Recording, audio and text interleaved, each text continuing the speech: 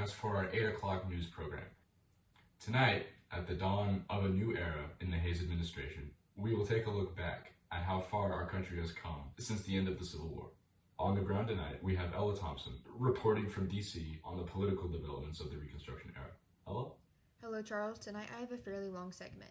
Evaluations of the success of Reconstruction based on 5 of its most important events, as well as some of the social responses to these changes in society. First, in 1866, we have the passing of the Civil Rights Act in response to black codes.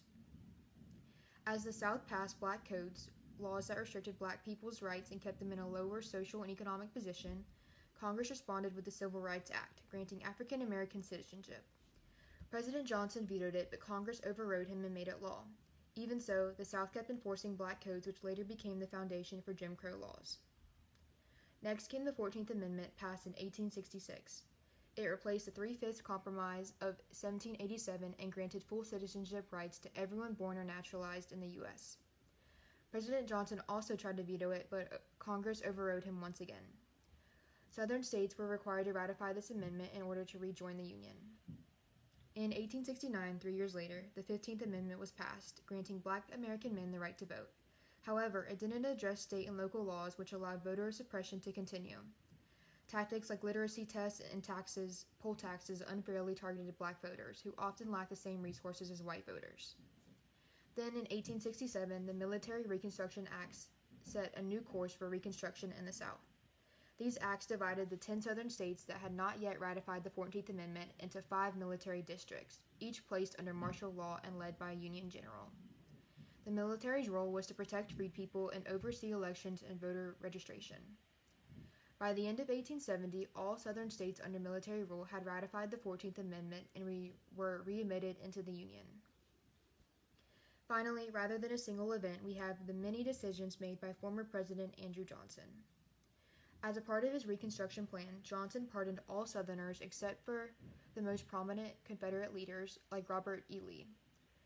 He also allowed Southern states to form new governments, which they used to pass black codes, laws that many saw as a continuation of slavery, some even arguing that they were worse. Johnson also tried to veto several key Reconstruction measures, including the 14th Amendment and the Military Reconstruction Acts, but Congress overrode him each time. While some of these changes were easier for the American people to accept than others, there was still a significant backlash from those who opposed them. White supremacist groups like the Ku Klux Klan emerged in 1865, violently targeting Republican leaders, terrorizing newly freed black people, and attacking Northern reformers known as carpetbaggers. Their actions were said to have derailed democracy and pushed the South back towards an antebellum era mindset. Similarly, from 1865 to 1876, mass lynchings and racial violence spread across the country. White mobs frequently attacked black communities, killing residents and destroying their property. There were 34 documented mass lynchings, with hundreds, if not thousands, of black Americans murdered in racially motivated attacks. Many of these lynchings occurred after black individuals were accused of crimes without a fair trial or investigation, despite their citizenship guaranteeing them the right to due process. However, violence wasn't the only response to the changes of the Reconstruction era. There were also efforts to support and uplift newly freed people. Established in March 1865, the Freedmen's Bureau aimed to ease the transition from slavery to freedom. It helped reunite families separated by war, provided aid to impoverished Southerners, both black and white, and assisted free people in securing labor contracts. A key supporter of the Freedmen's Bureau was the American Missionary Association, which helped establish schools where both black and white men and women could teach. This was especially significant for women, as it opened up a profession that had previously been closed to them. Teaching in these schools not only provided women with educational opportunities, but also proved that they could play an active role in American civic life. Another important development was the expansion of Union Leagues. Originally created in the North to promote loyalty to the Union and the Republican Party, these leagues spread to the South after the war. They became political clubs, sources of information, and mediators between black and white communities. They also helped launch black political participation, leading to formerly enslaved individuals and other African Americans winning elected office. During Reconstruction, 16 African Americans served in Congress, and over 600 were elected to state legislature, and hundreds more held local offices across the South. That's all I have. Back to you, Charles. Thank you, Ella, for that summary of past years. They've been very difficult times for many of us in this nation. But the face of American politics has not been the only one changing in recent years. In an effort to adjust to a post-war society, our nation's economy has also dramatically changed as well. For more on that, we go to our economic correspondent, Micah Slusser. Micah? Thank you. As just mentioned, the American economy greatly changed over the years to adjust to our post-war society. Following the end of the Civil War, freed slaves had no money, food, or clothing, and their only means of getting them was through the Freedmen's Bureau, which was implemented in March of 1865, but was defunded 18 months later. As a result, landowners took advantage of the need for money and created ways to tie formerly enslaved people to the land that they had previously worked on. Years after the defunding of the Freedmen's Bureau, land taxes were passed throughout the 1870s that sought to raise funds for education systems, orphanages, hospitals, and mental asylums, and food for poor Southerners. This primarily included formerly enslaved African Americans. However, it also included poor whites who had lost property at the hands of the Army of the Potomac. Because the primary beneficiaries were the formerly enslaved, many Southerners viewed these taxes as an attack by the North on the Southern way of life that had flourished due to the exploitation of African Americans. A way that Southerners tried to preserve the Southern way of life was through black codes, which had an economic aspect. This was done to lessen the transition from a slave/free labor-based economy to an economy where laborers were paid and benefited from their work.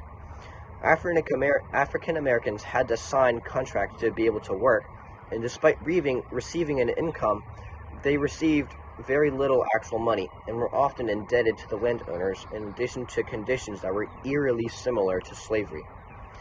African Americans that attempted to violate these contracts were beaten and then fined, with those who didn't sign contracts were arrested and then forced to work with no wages.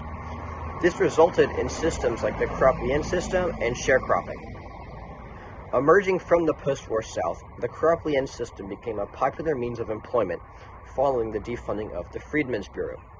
The system was implemented where store owners extended credits to farmers under the agreement that debtors would be paid back their due with a portion of the future harvest.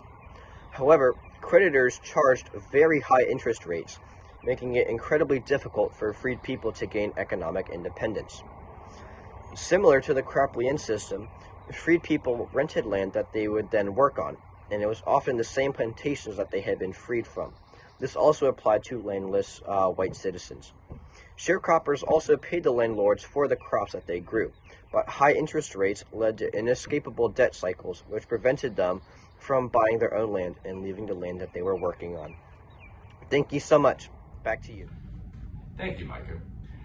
We have received input from 10,291 unique viewers across the country with various economic and political outlooks on their opinions on the effectiveness of Reconstruction regarding political, economic, and social success. We have asked them to rate this success on a scale from 1 to 10, 1 being extremely dissatisfied and 10 being extremely satisfied. And the results are in. For political, we have 7 out of 10. For economic, 4 out of 10. For social, 5 out of 10. So overall, that is 5.33 out of 10. Overall, our country has come a very long way since the Civil War's end, but there is still much work to be done. That's all we have for you tonight. Good night, good luck.